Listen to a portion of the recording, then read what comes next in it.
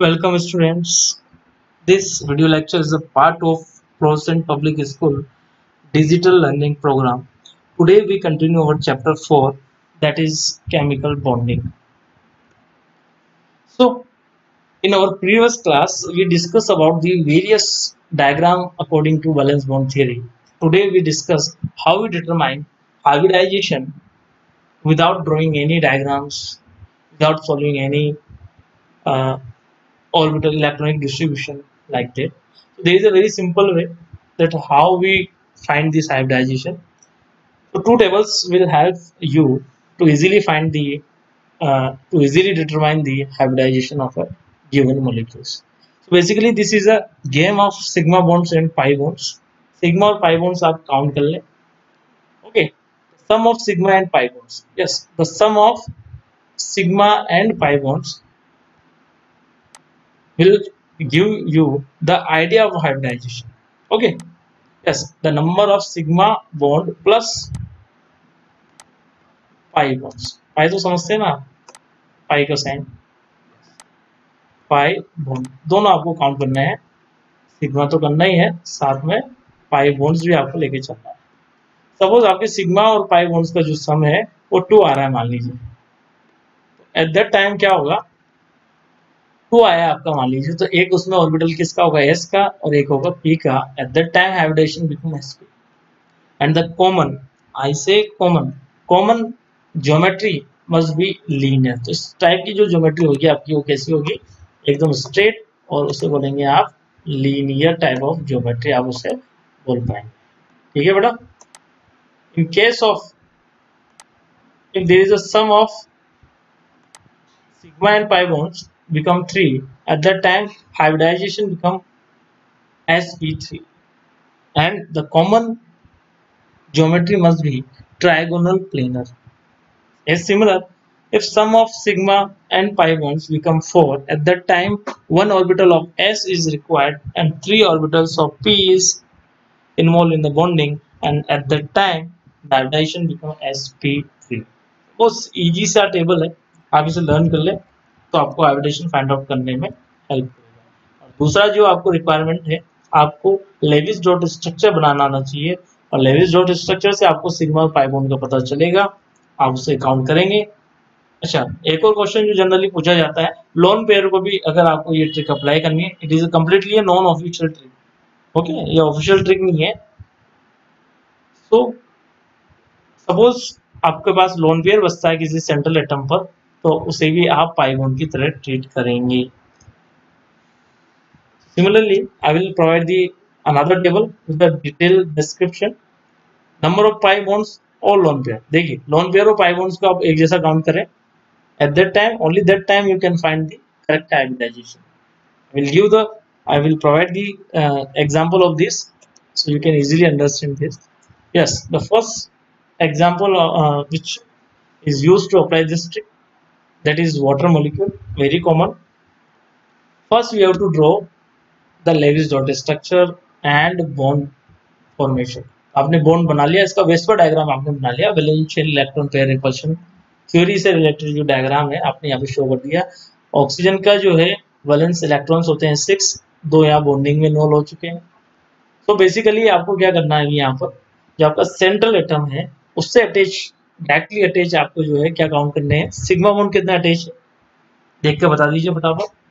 अगर किन्हीं दो एटम्स के बीच में, if two atoms are having only a single bond, then it must be a sigma bond. कैसा कहलाएगा, सिग्मा बॉन्ड कहलाता है.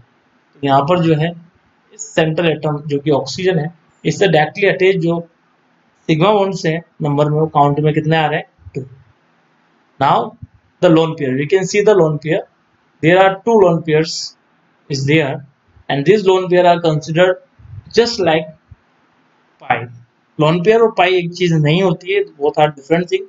But अगर ये ट्रिक आपको अप्लाई करनी है, मैं एक बार फिर बोल दूं, ये एक अनऑफिशियल तरीका है. इससे ये आपके सरल बनाने के लिए हाइब्रिडेशन को मैंने आपको ये शो किया हुआ है. इज अ बेसिक ट्रिक, तो आप इसे रफ में या कॉपी के पीछे आप इसे कर सकते हैं. और भी अदर भी तरीके हैं जो मैं आपको बाद में समझाऊंगा. They are quite difficult, that's why I choose this one, and this unofficial way is correct. You can see here 2 sigma plus 2 lone pair is equal to become 4, 2 plus 2 become 4। तो 4 के लिए जो है टेबल से आप देख के बता दे कितना इसका हाइब्रिडेशन आएगा, sp3 आएगा। But we are not still sure about the geometry. इस ट्रिक से आप हाइब्रिडेशन तो निकाल सकते हैं, बट ज्योमेट्री तो आपको जो है सोच के ही बनाना है। वेस्टर्न में मैंने डायग्राम बनाए थे। वाटर मॉलिक्यूल किस टाइप का मॉलिक्यूल है, रेगुलर है या इरेगुलर है, बताइए। रेगुलर है या इरेगुलर है। अगर सेंटर एटम पर लोन पेयर्स प्रेजेंट होते हैं तो उस टाइप के मॉलिक्यूल्स को बोला जाता है इरेगुलर टाइप ऑफ मॉलिक्यूल्स, और उसकी ज्योमेट्री कभी भी जो है रेगुलर नहीं आती। sp3 की रेगुलर ज्योमेट्री क्या होती है, होती है tetrahedral. Since it is a kind of irregular type of molecule, तो टेट्राहेड्रल तो नहीं होगी पक्का।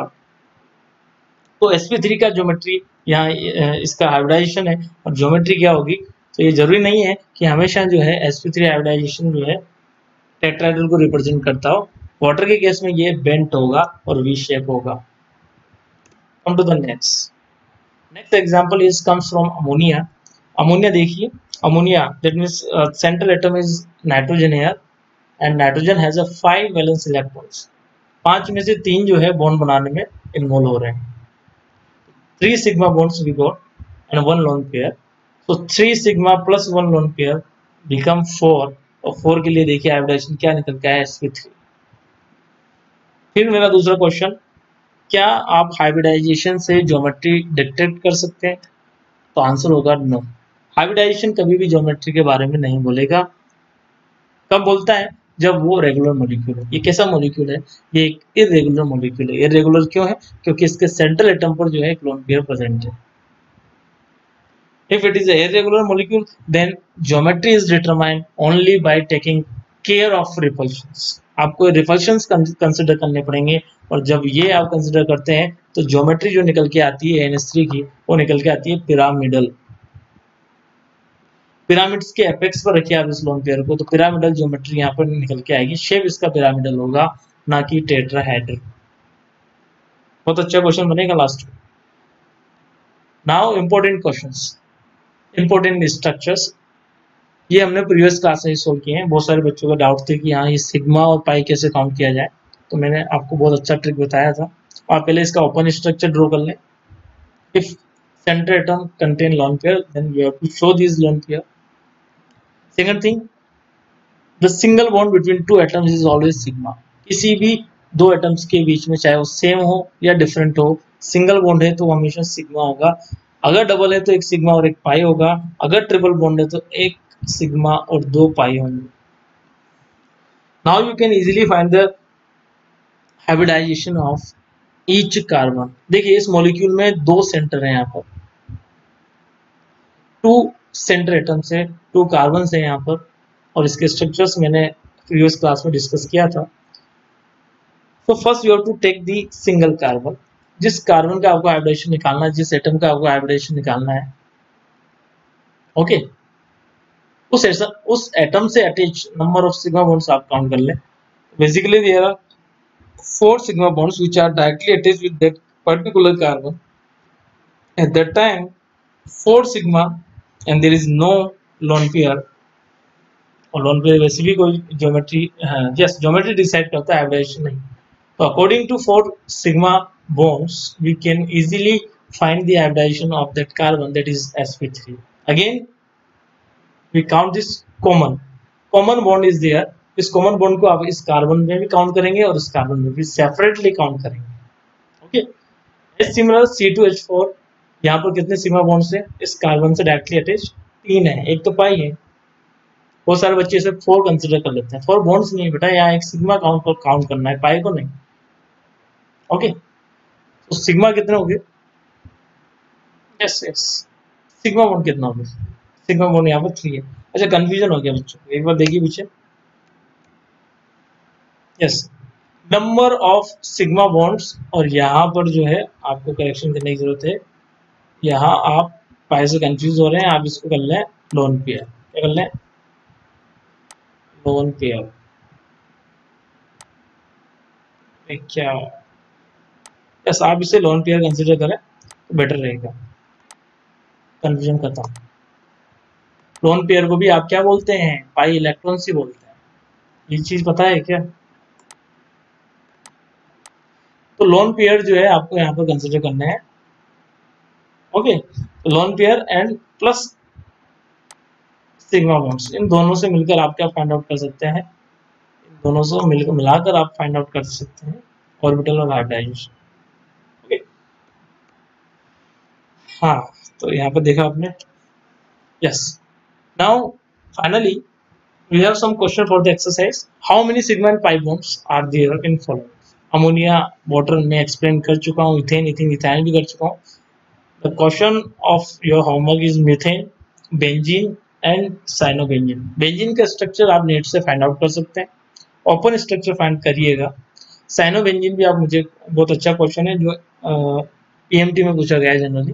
How many sigma and pi bonds are there? Most of the students made mistakes, तो आपको ध्यान रखना है। बेंजीन के ऊपर साइनाइड जोड़ दें, CN जोड़ दें, that is cyanobenzene. Okay, benzene तो आपने देखे होगा क्लास 10th में, RBSc से पढ़ रहे हैं आप, तो 10th में है benzene, carbon and its compound chapter. Question number 2 for the exercise, compare geometry and hybridization of water, ammonia and methane. अच्छा, हाइब्रिडाइजेशन तो इन तीनों मॉलिक्यूल्स का सेम ही है, that we already draw this. Methane भी आपको कहाँ मिल जाएगा? कार्बन एंड इट्स कंपाउंड में, chapter carbon and its compound class 10 syllabus. Methane का वहाँ स्ट्रक्चर दिया हुआ है, अमोनिया का मैंने शो कर ही दिया आपको भी, और वाटर का आप जानते हैं। तो इन तीनों का हाइब्रिडाइजेशन तो सेम है, बट ज्योमेट्री डिफरेंट है। All are having, all three molecules water, ammonia and methane are having same hybridization. सुनिएगा ध्यान से, हाइब्रिडाइजेशन सेम है बट ज्योमेट्री डिफरेंट है। वाटर की ज्योमेट्री बेंट और वी शेप होती है, अमोनिया की पिरामिडल, और मीथेन चूंकि एक रेगुलर मॉलिक्यूल है तो इसका जो है क्या होगा? ज्योमेट्री टेट्राहेड्रल ज्योमेट्री होगी। So dear students, this is all about today class. Tomorrow we will start MOT, molecular orbital theory, and later bond parameters. So have a nice day.